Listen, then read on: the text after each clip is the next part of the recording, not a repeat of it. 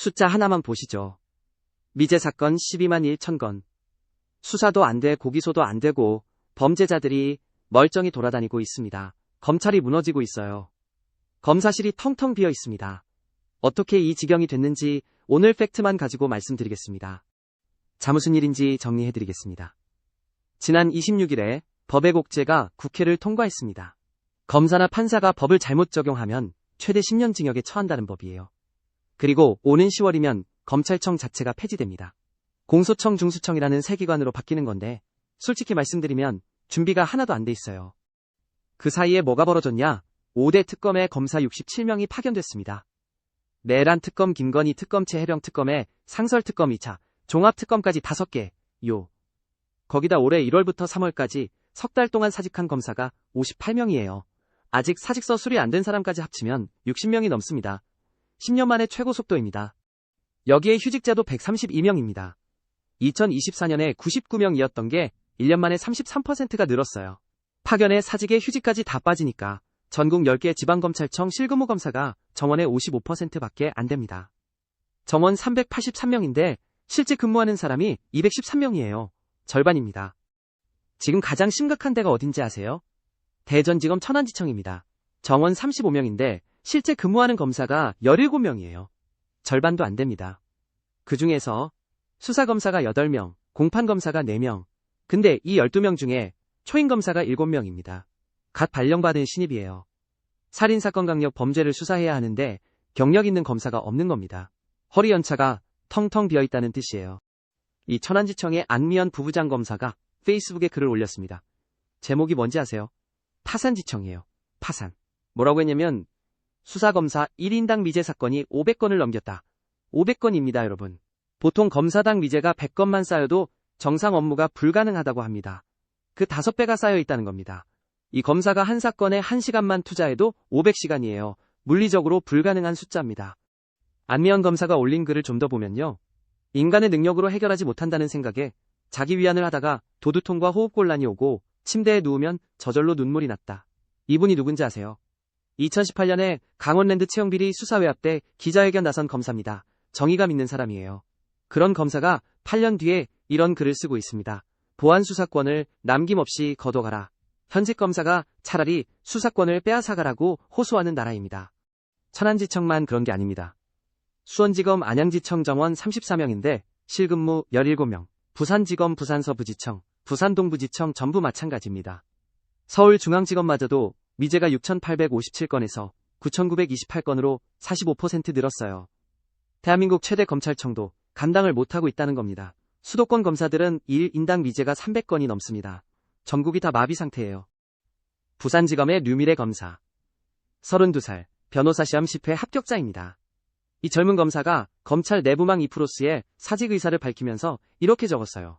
정치적 논리가 사법제도의 근간을 흔드는 상황에서 더는 제가 지향하는 방식으로 직무를 수행할 수 없다고 판단했다. 그리고 이 말도 했습니다. 피해자에게 경찰에 전달하겠다고 말하는 것 외에는 아무것도 할 수 없는 상황. 32살 검사가 이런 말을 하고 떠나는 나라입니다. 자, 여기서 숫자로 한번 보겠습니다. 전국검찰 미제 사건 추이입니다.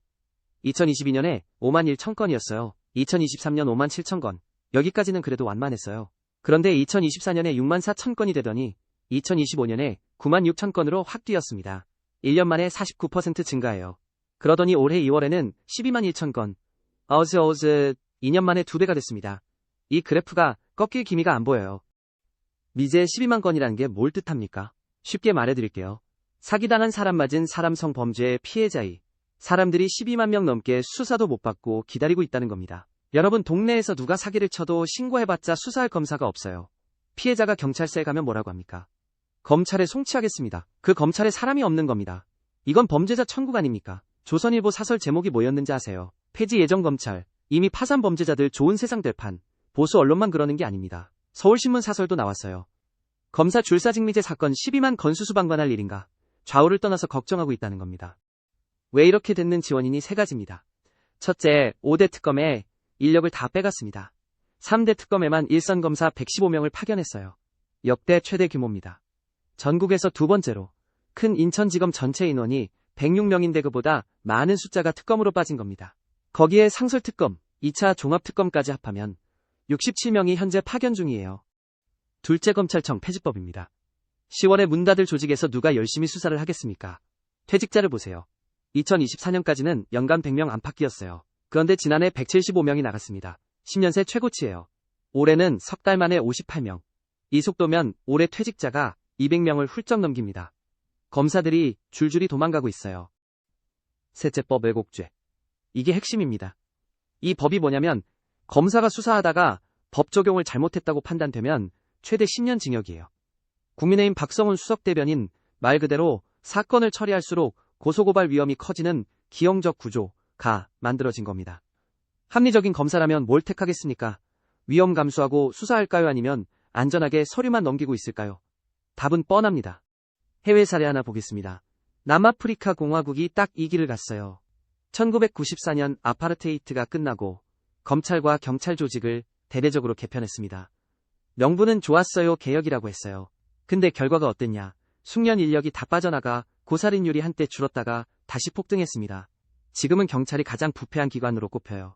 긴급 신고 전화 수백만 건이 미응답입니다. 대안 없이 부수면 이렇게 됩니다.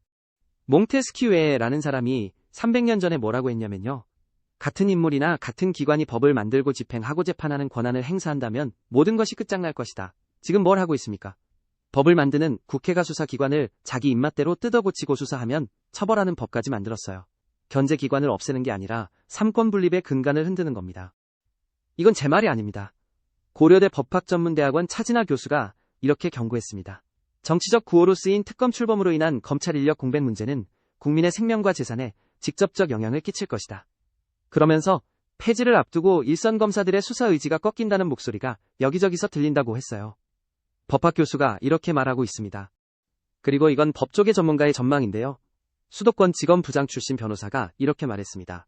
중대범죄수사청은 지원자가 극히 적을 것이, 고공소청은 사건 적체 문제를 해결하는데 최소 1년 걸릴 것으로 본다.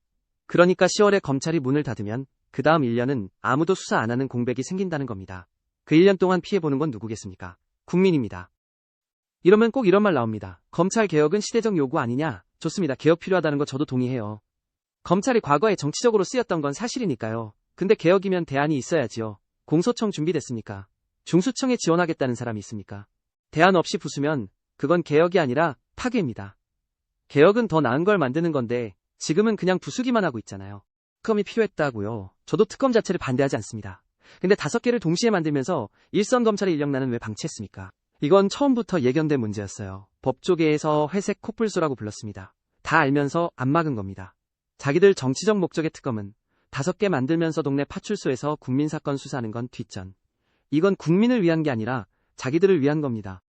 법의 곡제도 보겠습니다. 판검사의 자의적 판단을 견제하는 법이라고 포장했죠. 그럴듯합니다. 근데 현실이 어떻습니까? 수사하면 고발당하는 구조에서 누가 소신껏 수사합니까? 결국 이득 보는 건 범죄자입니다. 국민을 지키겠다면서 범죄자를 지키는 법을 만든 겁니다. 이걸 개혁이라고 부를 수 있습니까?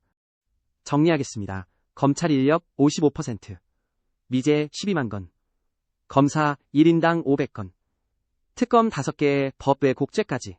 이건 우연히 벌어진 게 아닙니다. 누가 봐도 수사하는 조직을 의도적으로 무력화시킨 결과입니다. 검찰을 폐지하고 인력을 빼가고 수사하면 처벌하는 법까지 만들었어요. 이 3가지가 동시에 터졌는데 수사가 되면 그게 오히려 이상한 겁니다. 설계된 붕괴예요. 깨진 유리창 이론이라고 있습니다. 작은 범죄를 방치하면 큰 범죄가 폭발한다는 거예요.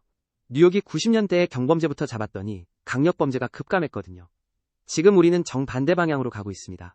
12만 건의 깨진 유리창이 쌓이고 있어요. 이걸 방치하면 대한민국은 진짜 범죄자 천국이 됩니다. 그때 가서 후회하면 늦습니다. 여러분, 이건 검찰 이야기가 아닙니다. 우리 동네에서 사기당하고 맞고 피해 입었을 때 누가 수사해주느냐의 문제예요. 우리 부모님이, 우리 자녀가, 우리 손주가 범죄 피해를 당했을 때 수사해줄 사람이 있느냐 없느냐의 문제입니다. 가만히 있으면 바뀌는 게 없습니다. 우리 세대가 눈 부릅뜨고 있으면 함부로 못합니다. 이 이야기 공감되시면 옆에 한 분만 알려주세요. 카톡으로 보내주셔도 되고 가족 단톡방에 공유해주셔도 됩니다. 아는 사람이 많아져야 세상이 바뀝니다. 이런 이야기 앞으로도 계속 하겠습니다. 구독 눌러두시면 놓치지 않습니다. 좋아요 하나가 이 영상을 더 많은 분한테 보여줍니다. 감사합니다.